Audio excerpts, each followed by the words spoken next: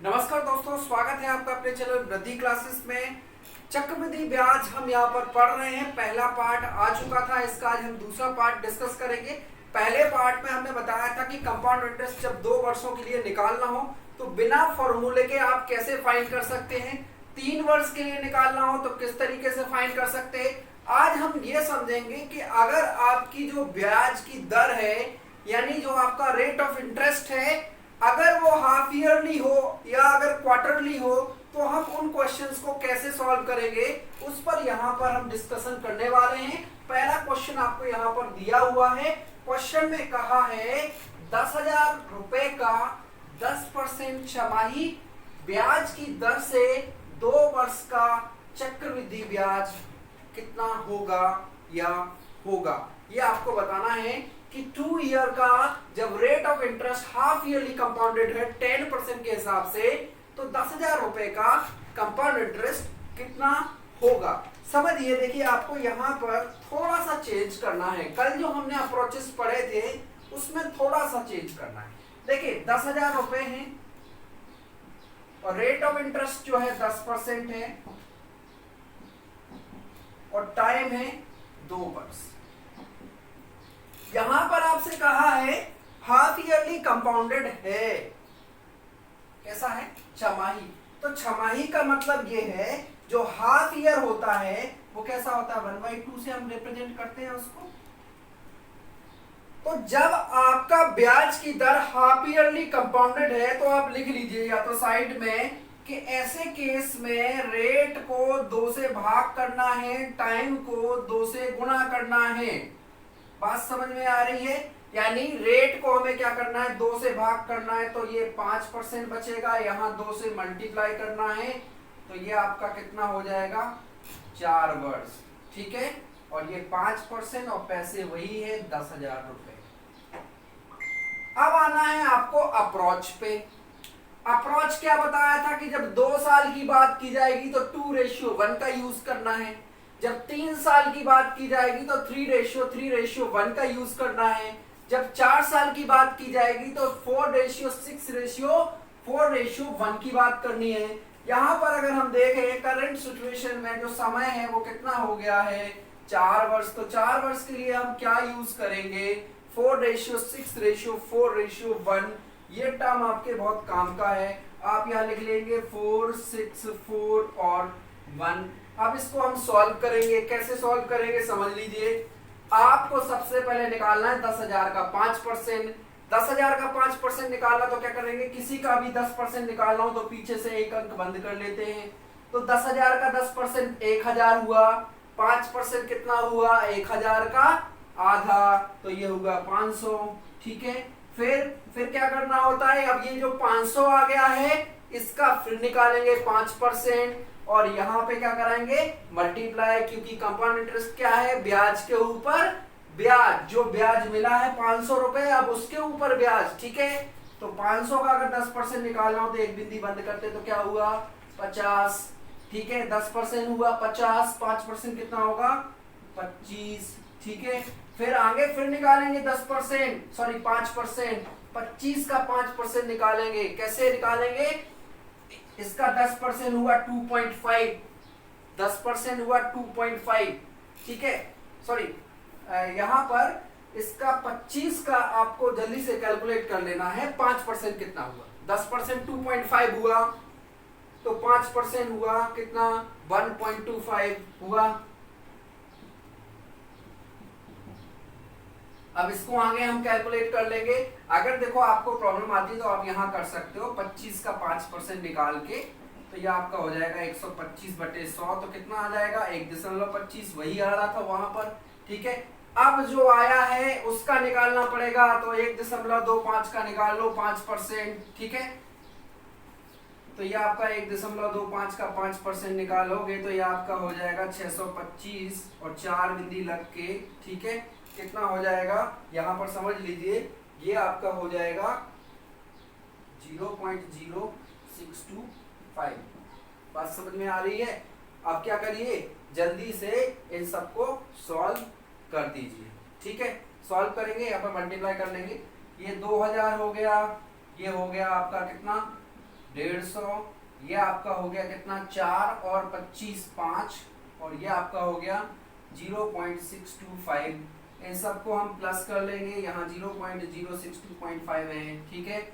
इन सबको प्लस करेंगे तो आएगा आपका, देखिए ध्यान से देखिए, ये आपका 0625.5, ये आपका यहाँ प्लस करेंगे तो 5, फिर 5 1 और 2, 21,000 सॉरी 2,155 रुपए के आसपास आपको ब्याज मिल जाएगा चक्रवृद्धि, ठीक है।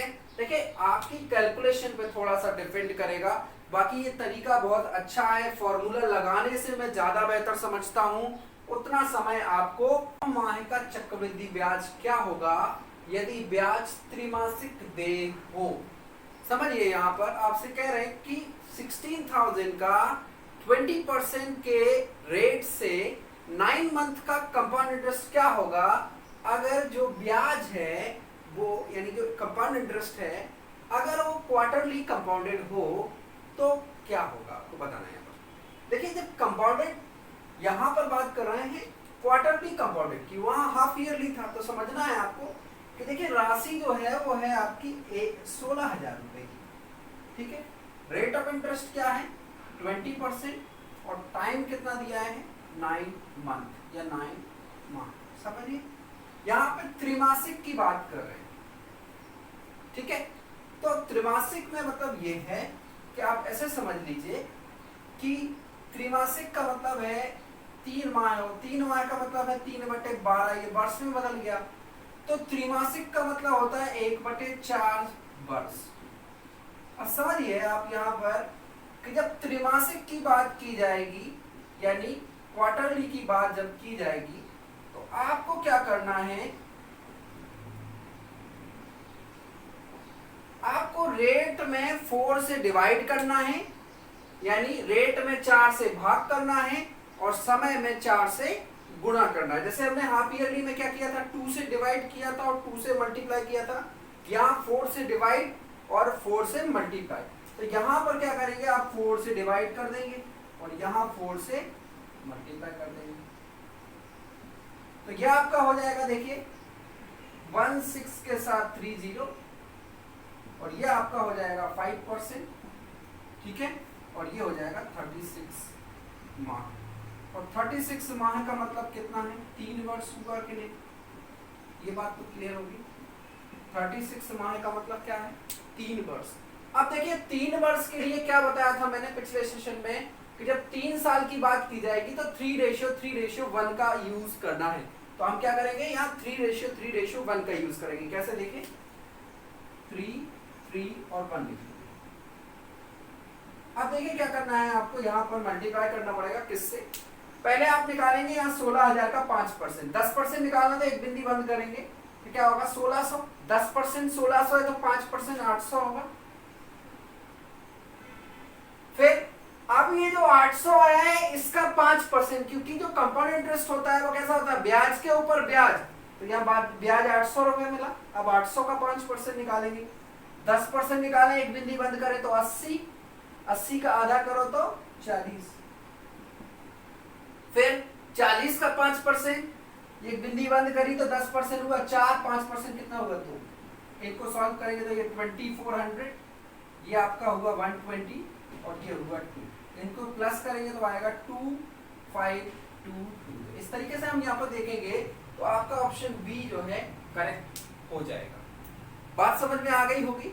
यहाँ पर एक क्वेश्चन मैं आपके लिए दे रहा हूँ, ठीक है, आपको जल्दी से करके बताना है और फिर जो है हम नेक्स्ट पार्ट में डिस्कस करेंगे कि जब आपको कंपाउंड इंटरेस्ट और सिंपल इंटरेस्ट का डिफरेंस दिया हो और रेट ऑफ इंटरेस्ट दिया हो तो किस पर वो इन्वेस्ट किए गए थे वो आप सम निकालना है आपको, ठीक है। वो हम सेकंड जो इसके बाद नेक्स्ट पार्ट आएगा उसमें डिस्कस करेंगे। एक क्वेश्चन अभी मैं आपको दे रहा हूँ यहाँ पर सॉल्व करने के लिए, इसी पर बेस्ड है, जल्दी से आपको करके बताना है। यहाँ पर देखिए क्वेश्चन क्या है, मैंने लिया है यहाँ पर 20,000 और 20,000 का 20% रेट्स के हिसाब से आपको बताना है कि 9 मंथ का ब्याज क्या होगा। जल्दी से करके बताइए। इसको मैं यहाँ से हटा दे रहा हूँ, आप चाहे तो स्क्रीनशॉट ले सकते हैं इसका।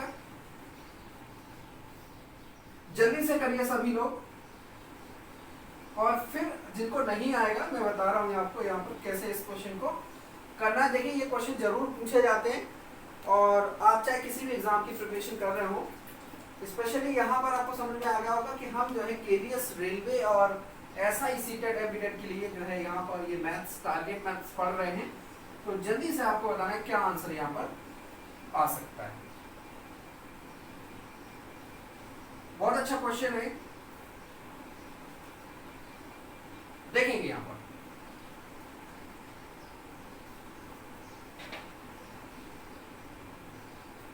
कुछ लोगों के आंसर्स आ गए होंगे अभी तक, ठीक है। यहां देखेंगे 20,000 रुपए की बात है। रेट ऑफ इंटरेस्ट कितना है 20, और टाइम कितना है 9 मंथ। जब त्रैमासिक की बात की जाएगी तो त्रैमासिक का मतलब है 1/4 वर्ष।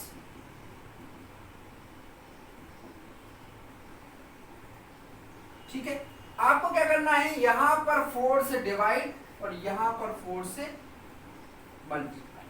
ठीक है, ये क्या बन रहा है आपका 5%, ये बन रहा है आपका 36 मंथ, और 36 मंथ का मतलब है 3 साल या 3 वर्ष। बात समझ में आई? अब क्या करना है, 3 वर्ष की जब बात की जाएगी तो 331। अब 20,000 का निकालो 5%, 10% कितना होगा, एक बिंदी बंद किया 2,000, 10% है 2,000 तो 5% हो जाएगा कितना 1,000। फिर यहां देखेंगे 1,000 का 5%, क्योंकि चक्रवृद्धि ब्याज क्या है, ब्याज के ऊपर ब्याज। तो अब 1,000 का 5% निकालना, तो 1,000 का एक बिंदी बंद किया तो 100 हुआ 10%, 5% कितना होगा 50। फिर निकालना है 50 का 5%, तो 50 का 5% निकालने के लिए देखो 10% हुआ 5, 10% 5 है तो 5% कितना हुआ 2.5 हुआ 2.5। इनको सॉल्व करेंगे तो ये आएगा आपका, यहाँ पर ऑप्शन नहीं दिए मैंने, यहाँ पर आपको सिर्फ अपना आंसर मैच कर लेना है कि क्या आंसर आपका यहाँ पर आया है। जल्दी से कर लेना है। ये हो जाएगा आपका 150 और ये हो जाएगा 2.5। इन सबको प्लस कर देंगे तो ये आएगा 5, ये 2 और ये 5 और ये 1 और ये आपका 3। कितना आ जाएगा 3152.5। यानी इतने रुपए का ब्याज आपको 20,000 पर 20% की ब्याज दर से 9 महीने के लिए तब मिलेगा जब ब्याज जो है त्रिमासिक दे हो। होपफुली सेशन पसंद आया होगा। यहाँ पर सिर्फ हमने 3 ही क्वेश्चन डिसाइड किए थे आपको कराने के लिए। जैसे फर्स्ट सेशन में हमने क्या है 2 टाइप के क्वेश्चन सीखे, यहाँ पर हमने 2 टाइप के क्वेश्चन सीखे। नेक्स्ट सेशन में आपको मैं डिफरेंस वाले जो साधारण ब्याज और चक्रवृद्धि ब्याज में जो डिफरेंस वाले क्वेश्चन दिए होते हैं उनको सॉल्व करना बताऊंगा, जिसमें हमें सम निकालना होता है यानी मूलधन निकालना होता है और रेट ऑफ इंटरेस्ट निकालना होता है कुछ क्वेश्चंस में। तो काफी महत्वपूर्ण है। इसके बाद का सेशन जरूर देखें। अगर फर्स्ट टाइम विजिट कर रहे हैं हमारे चैनल को तो सब्सक्राइब कर लें, और अगर पसंद आता है तो कमेंट बॉक्स में जरूर लिखें, जिससे कि मुझे अच्छा लगे और आपके लिए मैं और सेशंस बनाऊं। Thank you.